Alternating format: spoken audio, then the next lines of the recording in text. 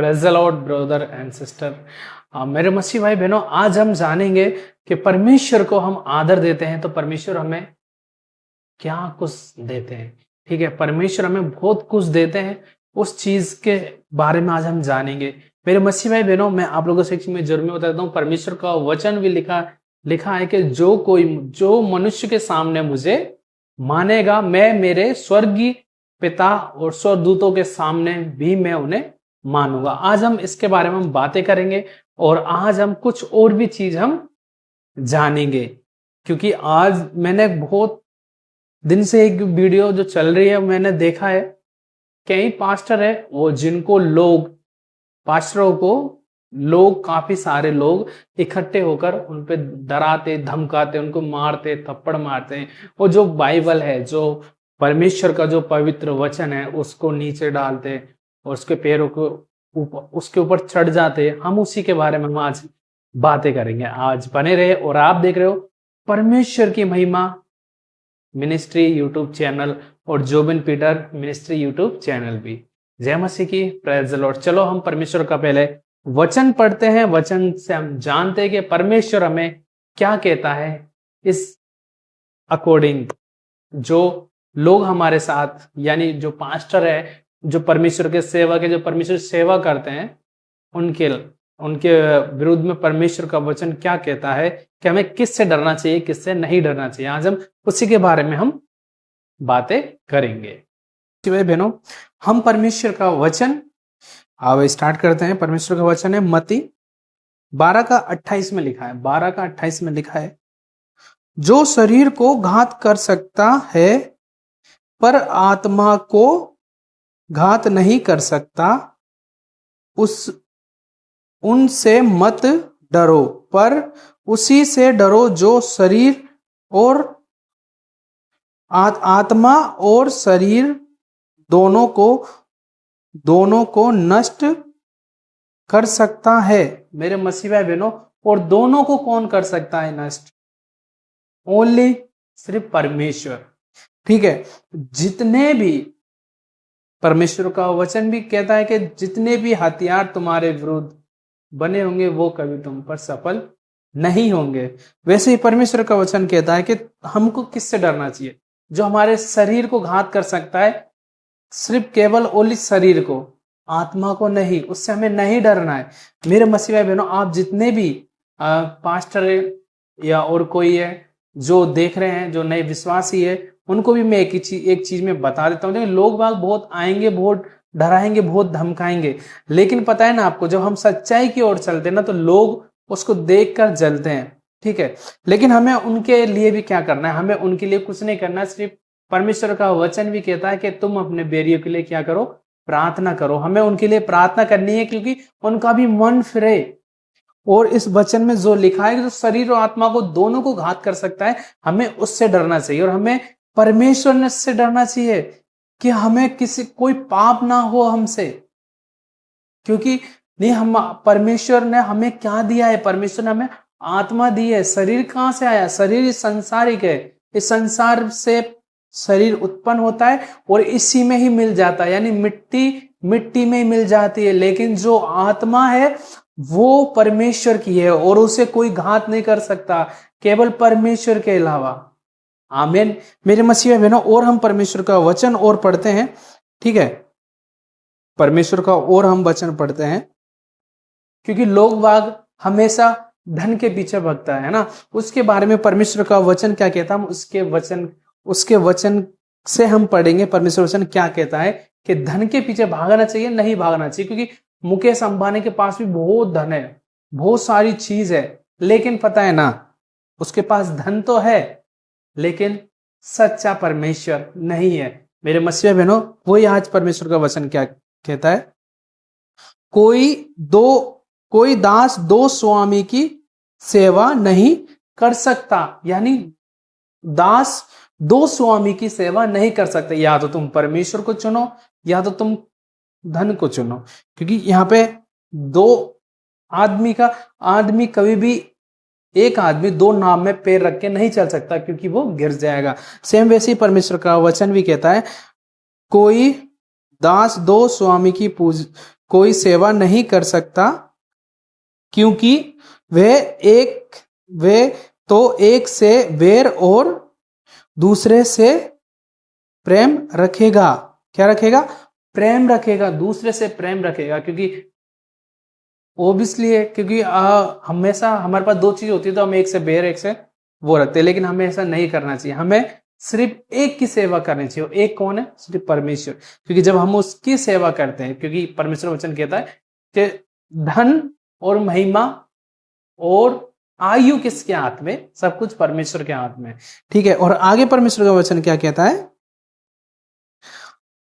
दूसरे से प्रेम रखेगा, या एक से मिला रहेगा और दूसरे को तुच्छ जानेगा। तुम परमेश्वर और धन दोनों की सेवा नहीं कर सकते। परमेश्वर और धन की सेवा नहीं कर सकते। ठीक है, लेकिन बहुत से मैंने देखा है, और मैं भी गया हूं। ठीक है, मैं यह नहीं कह रहा कि मतलब वो चीज वो सही है या वो गलत है, मैं वो चीज नहीं कह रहा बिल्कुल भी। ठीक है, आप अपने ऊपर मत लेना, लेकिन मैं आप लोगों से एक चीज में जरूर मैं बता देता हूँ। मैं चर्च में गया हूँ, वहां पर तेल की जो अभिषेक वाला तेल है ना, वो भी 100 रुपए में बिकता है। ठीक है, लेकिन ऐसे में नहीं जाना है हमें, क्योंकि परमेश्वर का वचन एक जगह ये भी लिखा है परमेश्वर का वचन में, तुम्हें सेहत में मिला है तो तुम भी दूसरे को सेहत में दो।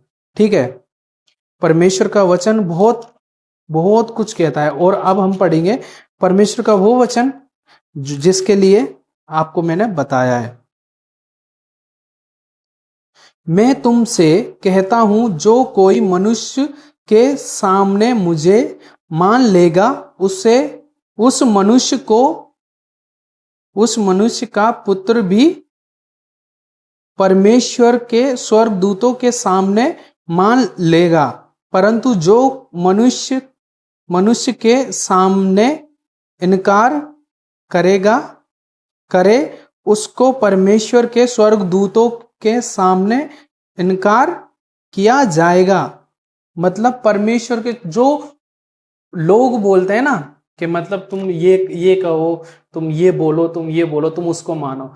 लेकिन मैं एक बात में सबको मैं बता देता हूं, क्योंकि मेरे मसीह भाई बहनों, आप जितने भी मुझे देख रहे हैं, उन सब से आप लोगों के लिए भी बहुत अच्छी बात है ये चीज, क्योंकि परमेश्वर का वचन जो हमें बताता है, हमें मनुष्य के सामने भी, चाहे हमारी गर्दन कट जाए, चाहे हमें कुछ भी हो जाए, लेकिन हमें सिर्फ एक ही चीज करना है। क्या?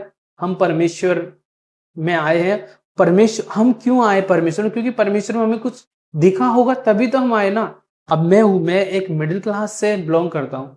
ठीक है, मैं कोली समाज से हूँ, और मेरे परिवार में कोई भी नहीं है जो यीशु मसीह को ग्रहण किया हो या मानते, वो अभी भी पूजा पाठ में है।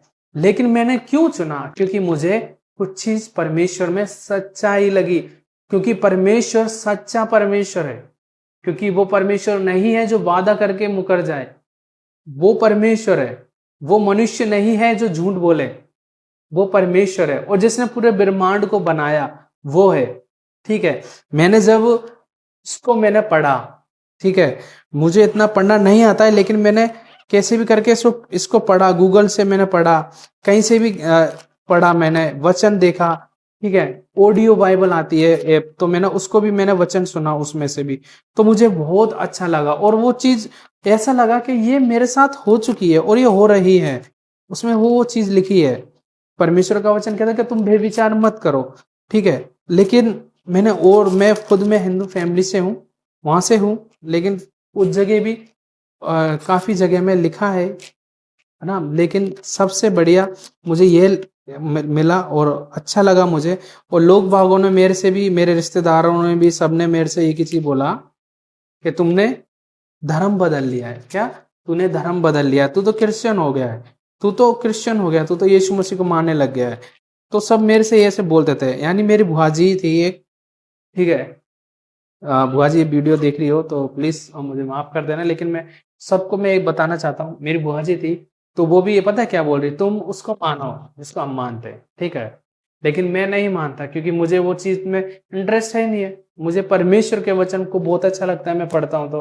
परमेश्वर का वचन कहता है, मांगो तो दिया जाएगा, ढूंढो तो तुम पाओगे, खटखटाओ तो तुम्हारे लिए भी खोला जाएगा। परमेश्वर का वचन कहता है। मेरे मसीह भाई बहनों, परमेश्वर वचन ये भी कहता है, परमेश्वर का, अभी मैंने कुछ दिन पहले मैंने लुका में ही उड़ाऊ पुत्र की कहानी मैंने इसमें पढ़ी। परमेश्वर का वचन कितना अच्छा है, क्योंकि एक बेटा अपने बाप से दूर हो गया था, दो बेटे थे उसके, और एक एक जो उसका बेटा था छोटा, वो अपनी सारी संपत्ति लेकर दूर दूर देश में चला गया और उसने सारी संपत्ति उड़ा दी, उसके पास कुछ नहीं बचा। तो लोगों ने उसे धुतकार दिया कि जा यहां से, और उसे एक ने नौकरी रखी, उसकी क्या क्या चीज की नौकरी रखी, एक ने क्या चीज पर लगाया उसे, सूर चराने की पे, और जो उसे भोजन मिलता था ना, वो सूरों का भोजन मिलता था। ठीक है, लेकिन जब उसने बोला कि मेरे पिता के घर में बहुत से जगह है, बहुत से काम करने की जगह है, मैं यहाँ कर रहा हूँ वो चीज वहां भी कर सकता हूँ, तो वो अपने पिता के पास आया। अपने पिता के पास आया तो क्या हुआ, उसके पिता ने क्या उससे लड़ा? नहीं। उससे क्या हुआ, मारा? नहीं। उसे और कुछ किया? नहीं। लेकिन एक चीज कहा था कि जाओ, अच्छे वस्तु लेके आओ, अच्छे वस्त्र लेके आओ, अंगूठी पहनाओ, क्योंकि आज मेरा पुत्र आया है। ठीक है, उसने उसे गले लगाया। ठीक है, लेकिन वही चीज जो हम सामने वाले को हम सच्चाई बताते, वो चीज वो नहीं देख सकता। क्योंकि मेरे मसीह भाई बहनों, जब किसी के हम दुआ करते हैं, परमेश्वर से हम दुआ करते हैं, तो वो चीज उस भाई बहन के वो ठीक हो जाती है। उसमें क्या प्रॉब्लम है? कुछ प्रॉब्लम नहीं है। मैं परमेश्वर का बहुत बहुत मैं धन्यवाद देता हूँ कि परमेश्वर ने मुझे चुना। ठीक है, कि मैं परमेश्वर के वचन को आप लोगों तक मैं बांटूं और अच्छी तरीके से सुनाऊं। आप लोगों को ये वचन आपको अच्छा लगा हो तो प्लीज कमेंट जरूर करना। मेरे मसीह भाई बहनों, आज मैं छुट्टी मैंने रखा है काम से, क्योंकि आज मैं वहां गया जहां पर मैं रोज जाता हूँ, चर्च में।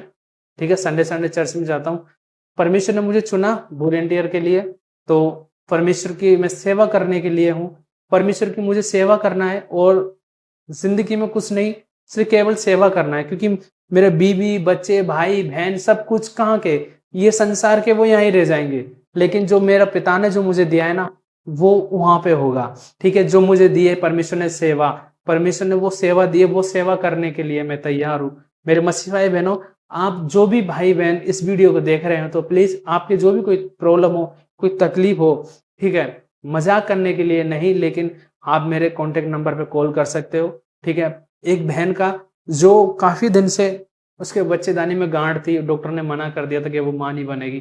परमेश्वर की दुआ से परमेश्वर को महिमा मिले उस काम से जो परमेश्वर के स्वर्गदूतों ने उस बहन के गर्भ के ऊपर किया, और वो उसकी गर्भ ठीक होगी, उसके बच्चेदानी में गांठ जो बिल्कुल साफ होगी।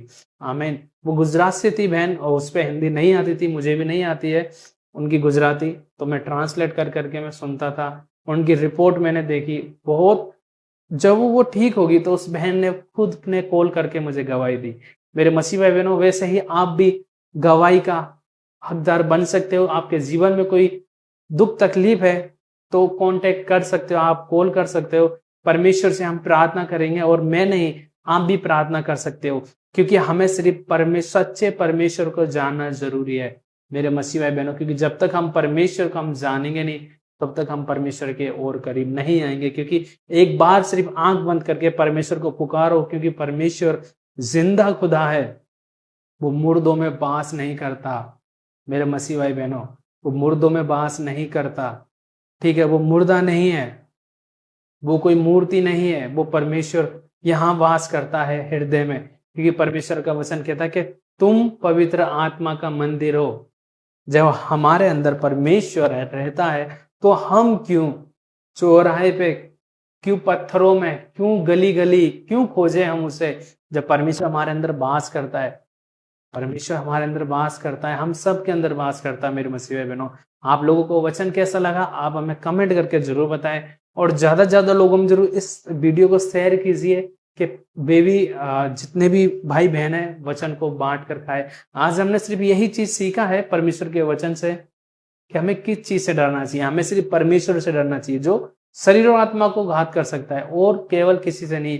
इस संसार में लोग हमें मार सकते हैं, इसके अलावा और कुछ नहीं कर सकते। हमारी आत्मा को हानि वो क्या, कोई भी नहीं पहुंचा सकता, केवल परमेश्वर के अलावा। हमें praise the Lord, God bless you. मिलते हैं कुछ नई और कुछ अच्छी वचन को लेकर आप लोगों के बीच में आते हैं। जय मसीह की। Praise the Lord.